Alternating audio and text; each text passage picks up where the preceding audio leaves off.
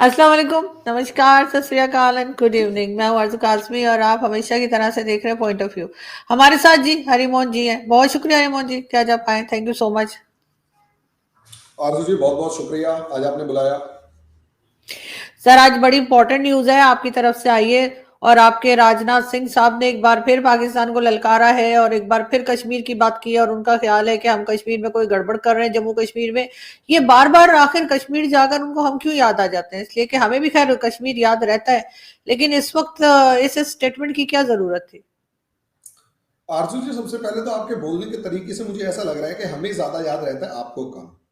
तो मुझे ऐसा लगता है थोड़ा सा हमें इस चीज में ध्यान देना पड़ेगा कि किसको ज्यादा याद रहता है, पाकिस्तान को या इंडिया को।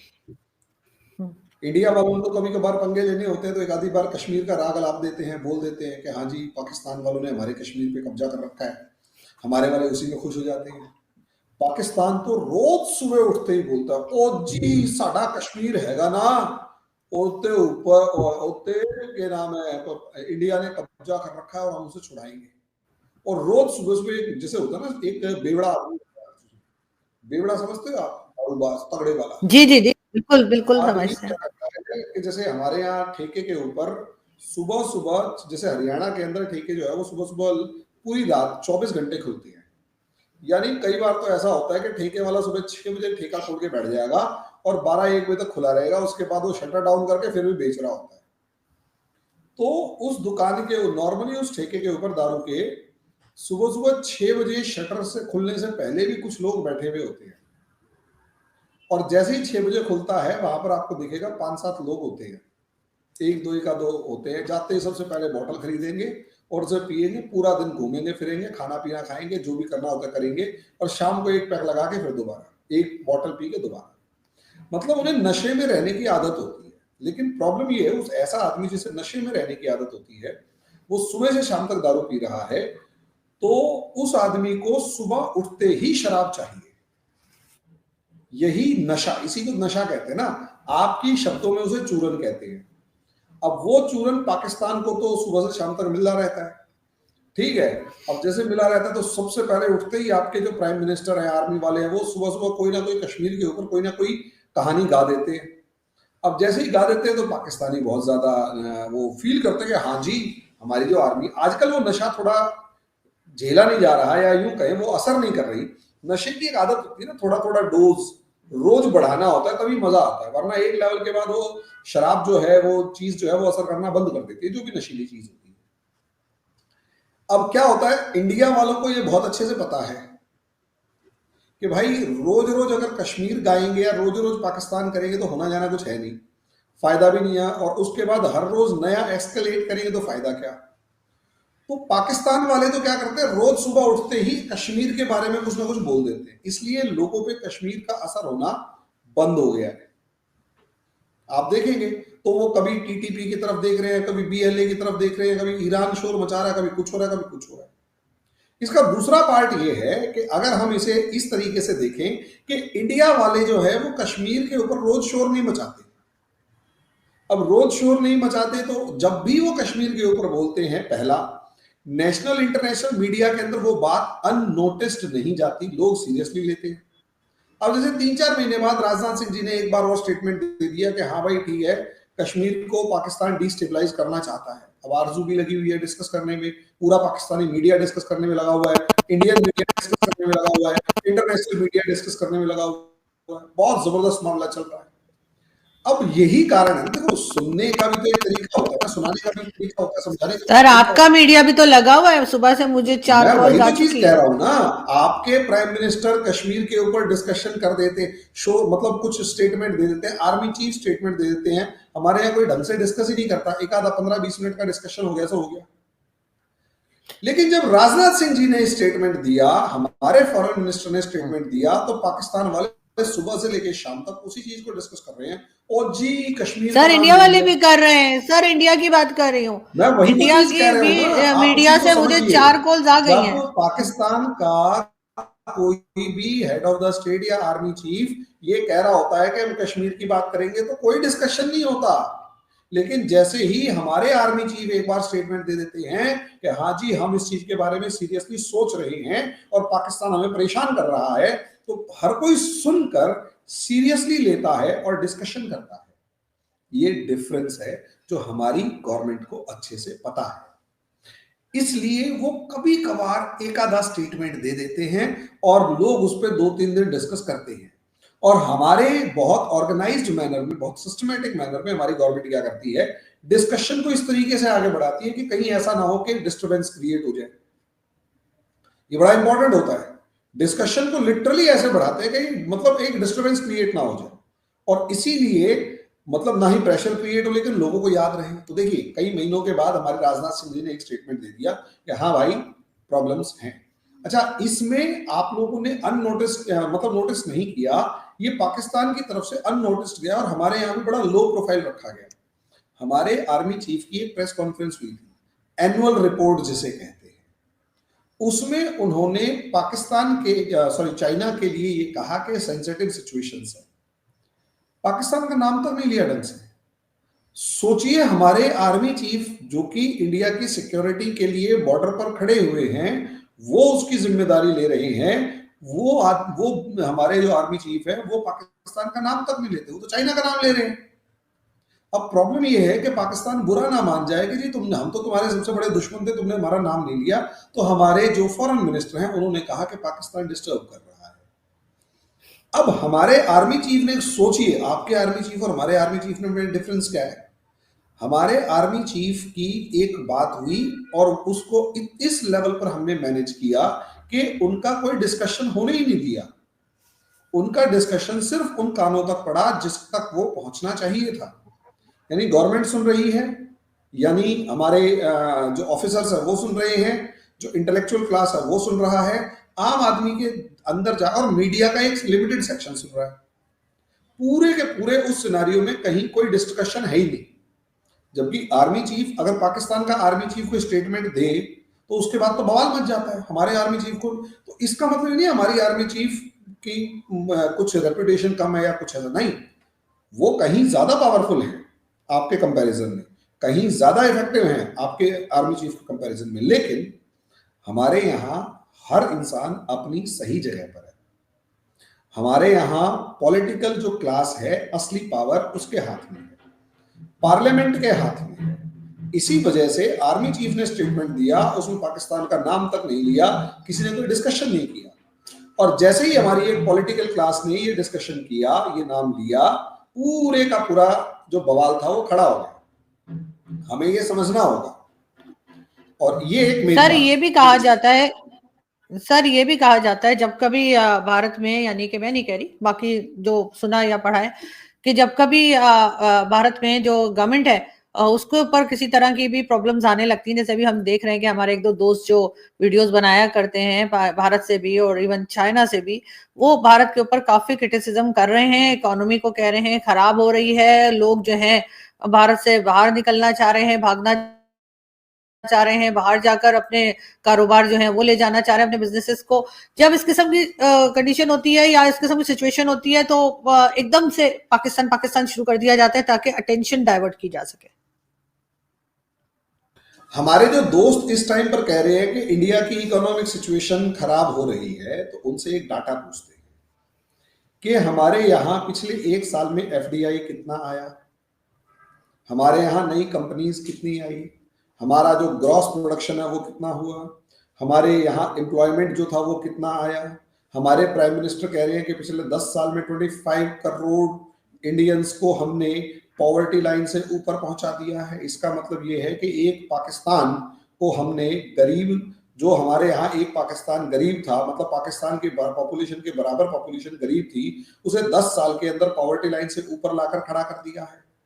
एम्प्लॉयमेंट की बात अब आप अगर कर रहे हैं तो एम्प्लॉयमेंट के डाटा के अकॉर्डिंग भी हम किसी दिन डाटा पे आराम से बात करेंगे। ग्रोथ रेट की बात कर रहे हैं, एफडीआई की बात कर रहे हैं, हमारे बजट की बात कर रहे हैं। अब यहाँ एक दूसरा पार्ट होता है, आरजू जी मैं बार बार डिस्कस कर चुका हूँ, हमारा जो दोस्त है, कॉमन फ्रेंड है, वो जहां बैठे हुए हैं, कभी कभार उनको वहां बैठकर भी कुछ ऐसी बातें तो जरूर बोलनी चाहिए, बोलनी पड़ती हैं। कई बार क्या होता है ना कि डांट भी पड़ जाती है कि ओए तू इतना कैसे बोल रहा है। अब भैया अगर ट्रंप के आने की वजह से पेट खराब है,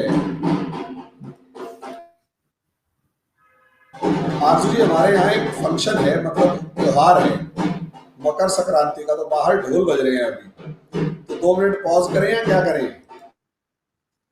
करते रहे आप बात, आने दें, कोई बात नहीं है, डोली तो है।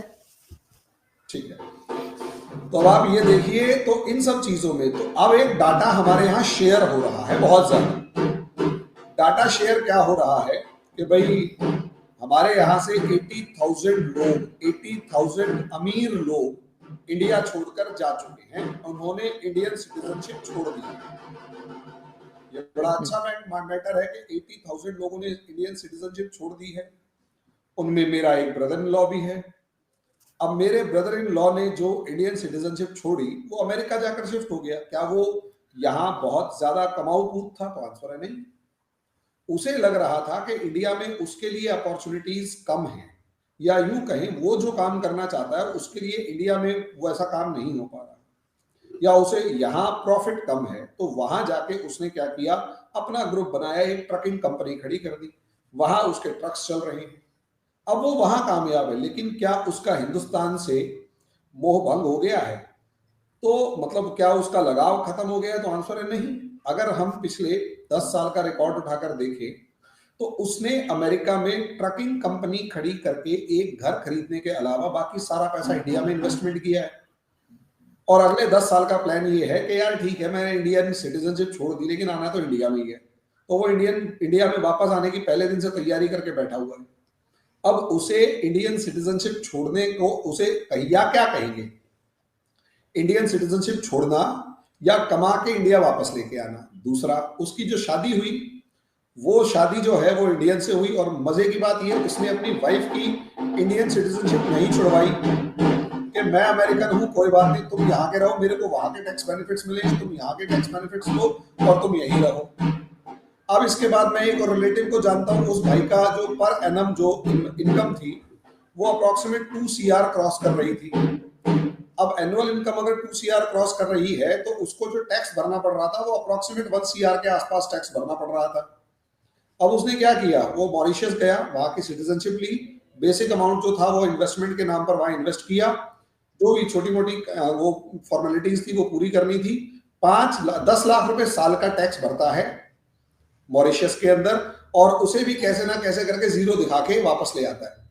रहता इंडिया में है, बीवी बच्चे इंडिया में, सब चीजें इंडिया में, काम धाम इंडिया में, सब इंडिया में है, लेकिन एज अ फॉरेन इन्वेस्टर है। अब बहुत से, मैं कम से कम ऐसे 12 लोगों को जानता हूं जिनको आजकल दुबई की सिटीजनशिप लेने का जोश चढ़ा, और उन्होंने ले भी ली। अब वो दुबई की सिटीजनशिप ले रहे हैं, वहां पर 5% टैक्स है, यहाँ 40% टैक्स है। तो वहां की सिटीजनशिप ली तो 5% टैक्स देते हैं, बाकी सारा पैसा वापस इंडिया में। प्रॉब्लम कुछ बिजनेस इंडिया में। अब मुझे एक बात बताइए, उसने अपनी मर्जी से अपनी सिटीजनशिप छोड़ दी, लेकिन उसकी बाकी फैमिली इंडियन है, इंडिया में रह रही है, वोट इंडिया में डालते हैं, बस वो नहीं डालता, और साल में 1-2 बार जाके दुबई का चक्कर लगा के आ जाता है। अब मुझे एक बात समझाइए, साल में 1 या 2 बार जाके दुबई का चक्कर लगा के आ जाता है, ठीक है, तो उसमें मुझे सिर्फ इतना बताइए कि वो बंदा इंडियन सिटीजन नाम का तो नहीं है, लेकिन दिल से कहाँ है? अब ये काउंटिंग, मैं ये नहीं कह रहा सारे ही ऐसे, नहीं नहीं नहीं, बहुत सारे ऐसे भी हैं जिनको यहां से बेटर अपॉर्चुनिटीज अमेरिका में मिलती है। तो सीधी सी बात ये है, मैं एक बेसिक सा अमाउंट बताता हूं। एक बंदा है, वो ट्रक ड्राइवर है। अब वो ट्रक ड्राइवर का एग्जांपल बताता हूं, क्योंकि मुझे काफी कुछ बात करने का मौका मिला। तो ब्रदर इन लॉ से वो कहता है कि यहाँ जितनी देर में, यहाँ से 3000 माइल्स या किलोमीटर्स के जितने अमाउंट मिलता है, उतनी देर में उसका कम से कम 5 से 7 गुना पैसा, इनफैक्ट 10 गुना पैसा अमेरिका में मिलता है, क्योंकि वहां डॉलर्स में है। अब 10 गुना पैसा अगर वहां पर मिल रहा है, तो आदमी वहां जाए, और ट्रकर अच्छा है, थोड़ा बहुत पढ़ा लिखा भी है, तो वहां जाएगा वो। इसी तरीके से सोचकर देखिए, एक बीटेक इंजीनियर इंडिया के अंदर अगर रह रहा है, तो उसकी मैक्सिमम टू मैक्सिमम सैलरी अगर 2 लाख रुपए महीना भी है, तो 2 लाख रुपए महीने सैलरी में इंडिया में अच्छा खासा गुजारा हो जाता है। लेकिन उसे अमेरिका जाकर शिफ्ट होना है, तो उसका वहां पर सुनने में आता है कि 1 CR पैकेज है, 1 CR पैकेज। अब 1 CR पैकेज का मतलब ये हो गया कि अप्रोक्सीमेट $10,000 पर मंथ। अब सुनने में 1 CR अच्छा लगता है, लेकिन $10,000 वहां पर कुछ भी नहीं है। यानी वहां अगर एक मिनिमम लाइफस्टाइल को मेंटेन करना है तो आपके पास 2 CR का पैकेज होना चाहिए। अब वही वाली बात है कि कुछ तो देखो पॉपुलेशन डेंसिटी से लेकर सब चीजें मैटर करती हैं, वहां पर भी है। अब उसका अपना है। अब वो इंसान जो है वहां पर जाके जॉब कर रहा है, जैसे मेरे एक और रिलेटिव है, वो इंजीनियर है, अब वो वहां जॉब कर रहे हैं, उनका अप्रोक्सीमेट 3.57 CR समथिंग या 3.4 CR के अप्रोक्सीमेट का पैकेज है। अब वहां जाके वो 4 CR का पैकेज ले रहा है। अब वो कह रहा है यार आना तो इंडिया ही है। मैंने कहा क्यों? कहते यार वहां का 4 CR दिखाकर यहां पर मैं रहूंगा तो वहां पर 4 CR यहां के कम से कम 12 CR के बराबर है या 15 CR के बराबर है। तो ऑब्वियस सी बात है, बहुत से लोग कहते हैं यार वहां पर रहेंगे क्योंकि वहां लाइफस्टाइल अच्छी है, ये अच्छा है, वो अच्छा है। बहुत से कह रहे हैं वापस आएंगे। अब एक डॉक्टर है, डॉक्टर जो इंडिया से अमेरिका गए, उन्होंने वहां पर जाकर अप्रोक्सीमेट 20 साल बिताए। अब वहां बहुत बढ़िया सब कुछ कर करा लिया, उसके बाद कह रहे नहीं जी रहना तो इंडिया में ही है। अब है तो वो अमेरिकन, सिटीजनशिप भी छोड़ दी। उन्होंने जो वहां कमाया उसे अगर हम इन्वेस्टमेंट की फॉर्म में देखें तो वो 200 करोड़ रुपीस वो इंडिया में इन्वेस्ट कर चुके हैं।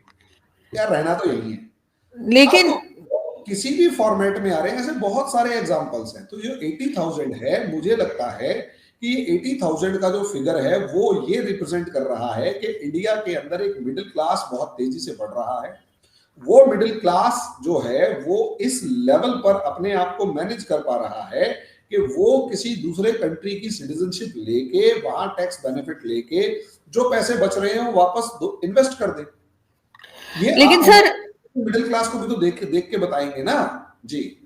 नहीं, बात आपकी ठीक है, लेकिन वही जैसे मैं कह रही थी कि कश्मीर की तरफ कहा जाता है कि जरा कश्मीर की तरफ या पाकिस्तान की तरफ इशारा कर दिया जाता है अगर अंदर कुछ गड़बड़ हो रही हो गवर्नमेंट के या गवर्नमेंट परेशान हो, तो वो आपने जैसे कहा कि ऐसा नहीं है। लेकिन बहरहाल जो आपके अपने लोग, चाहे वो किसी और कंट्री से बैठ के बात कर रहे हो, और बहुत से लोग तो कंट्री से बैठ के भी बात कर रहे हैं, और वो यही कहते हैं कि इकोनॉमी जो है वो डाउन जा चाहिए। कि आईएमएफ की रिपोर्ट भी आई है, आईएमएफ ने भी एक रिपोर्ट दी है जो मैंने सोशल मीडिया पे शेयर की थी, और उसमें भी यही कहा गया है कि जो कह लीजिए कि जो इकोनॉमी है भारत की वो थोड़ी डाउन जा रही है, जाएगी बल्कि 2025 में। तो आप हर किसी को तो ये नहीं कहेंगे ना कि वो डर गए। देखिए आईएमएफ की बात करते हैं, उसके बाद क्या नाम है, बहुत सारे ऐसे इंस्टीट्यूशंस हैं जो इस टाइम पर प्रिडिक्शन दे रहे होते हैं। लेकिन आप, और ये पहली बार नहीं है, अगर आप 2024 वाली रिपोर्ट देखें, 2023 की रिपोर्ट देखें, 22 की, 21 की, इनफैक्ट जी मतलब 21 तक की रिपोर्ट अगर हम देखते हैं, यहां तक कि 2020 के बाद ये कहा गया था, जब कोरोना आया तब ये कहा गया था कि India is going to collapse. बहुत सारी जो हमारी ऑर्गेनाइजेशंस हैं, इंटरनेशनल ऑर्गेनाइजेशंस हैं, उन्होंने इंडिया के बारे में तो यहाँ तक कहा था कि भैया सीधी सी बात ये है, इंडिया को किसी भी कीमत पर अपनी जो क्या कहते हैं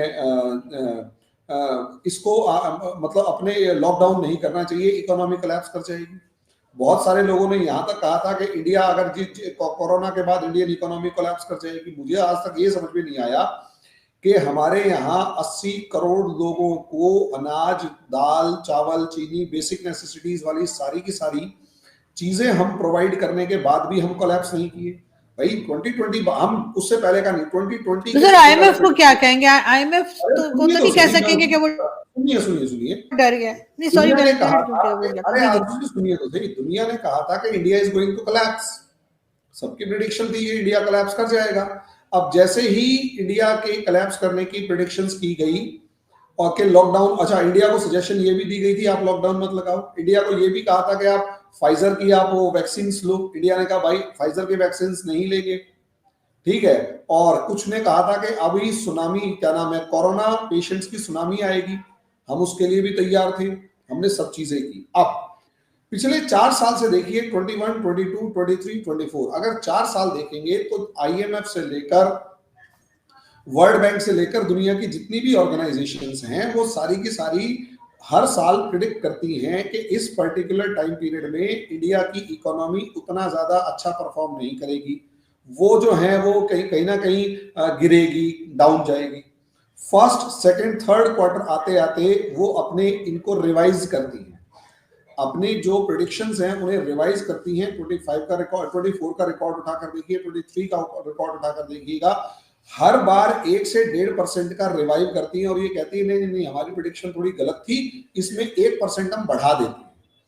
मिड टर्म इंक्रीज करना अपने आप में बहुत मैटर करता है। दूसरा, मैं ये चीज जरूर कहूंगा कि दुनिया की जितनी भी इंस्टीट्यूशंस हैं इनके साथ एक प्रॉब्लम रहती है कि हमारी जो इकोनॉमी है उसको ये आज तक समझ ही नहीं पाए हैं। हमारी इकोनॉमी असलियत में अगर आप देखते हैं तो ये नॉर्मली जो लोकल डिमांड ड्रिवन इकोनॉमी है, और वो जो लोकल डिमांड ड्रिवन इकोनॉमी होती है वो नॉर्मली हमारे फेस्टिव सीजन में सबसे ज्यादा दिखाई देती है। और वो फेस्टिव सीजन जो आता है उसको वो ज्यादा इम्पैक्ट क्रिएट करता है हमारी ग्रोथ को। तभी आप देखेंगे कि नॉर्मली हमारा जो थर्ड क्वार्टर आता है उस थर्ड क्वार्टर में सबसे ज्यादा ग्रोथ दिखाई देती है, क्योंकि वो हमारा फेस्टिव सीजन होता है। वो नॉर्मली अभी जैसे डाटा अभी, अच्छा एक चीज और, टैक्स कलेक्शन से क्या हम उम्मीद कर सकते हैं कि टैक्स कलेक्शन बता रहा है कि किस तरीके का मामला है? टैक्स कलेक्शन जो हमारा थर्ड क्वार्टर होता है उस थर्ड क्वार्टर में टैक्स कलेक्शन पिछले जो सेकंड क्वार्टर होता है उससे अप्रोक्सीमेट 1.5 से 1.75 टाइम्स ज्यादा होता है। तो वो जब, और वो असलियत में डिसाइड कर देता है कि हमारी असलियत रियल ग्रोथ कहां जाएगी। तो देखिए थोड़ा बहुत ऊपर नीचे हो सकता है क्योंकि दुनिया में अपसाइड डाउन बहुत सारे चेंजेस आ रहे हैं। और अभी हाँ, एक प्रेडिक्शन जिसके बिहाफ पर ये प्रेडिक्शन की जा रही है, मुझे ये पॉइंट मैं भूल रहा था, एक पॉइंट जिस पर ये सब चीजें प्रेडिक्ट की जा रही है, जिसके बेसिस पर ये चीजें प्रेडिक्ट की जा रही है, वो इंपॉर्टेंट पॉइंट ये है आरजू जी कि लोगों का कहना है, लिटरली लोगों का कहना है कि ट्रंप आ गया है और ट्रंप के आने के बाद सिचुएशंस इस तरीके से जाएंगी कि इनको प्रॉब्लम आने वाली है इंडियंस को, क्योंकि ट्रंप सैंक्शंस लगाएगा। ये एक इंपॉर्टेंट फैक्टर है। हाँ, ये इंपॉर्टेंट फैक्टर हो सकता है अगर हमारी गवर्नमेंट इस मामले को ठीक ढंग से डील नहीं करेगी तो। जिस तरीके से ट्रंप ने कनाडा तक को धमकी दे दी है, बिल्कुल ऐसा, तो इस बिहाफ पर अगर है तो वो अकेले हम थोड़ा ना डूब रहे हैं। ये एक सबसे बड़ा बिहाफ है कि America is going to do so. लेकिन मैं ये सोच रहा हूं कि क्या इंडिया जैसी cheap labour, skilled and cheap labour, skilled, semi skilled और चीप लेबर क्या अमेरिका में मौजूद है? क्या ट्रंप इस सिचुएशन में है कि हम लोगों को रिप्लेस कर पाए?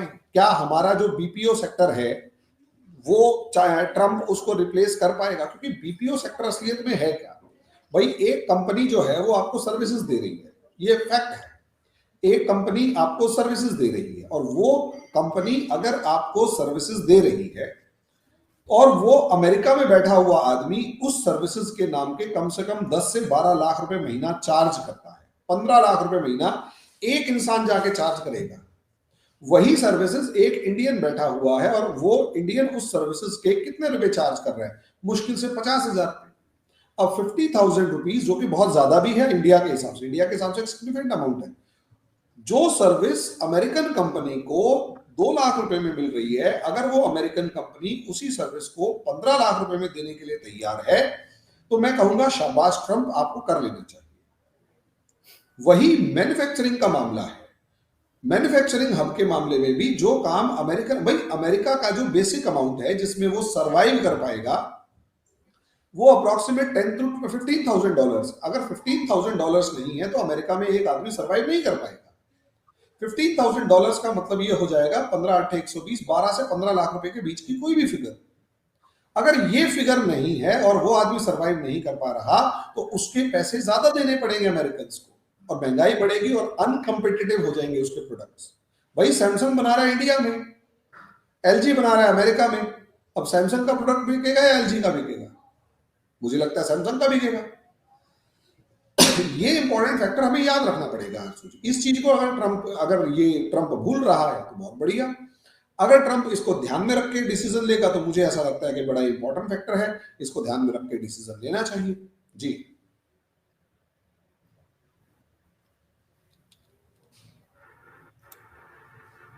बाकी ये है, बतौलेबाज है ट्रंप। जब इसकी जगह कोई आया, इसका रियल टर्म शुरू होगा। बतौलेबाजी देखो अभी चल रही है। असलियत में दो प्रॉब्लम्स हमारे को समझनी होगी।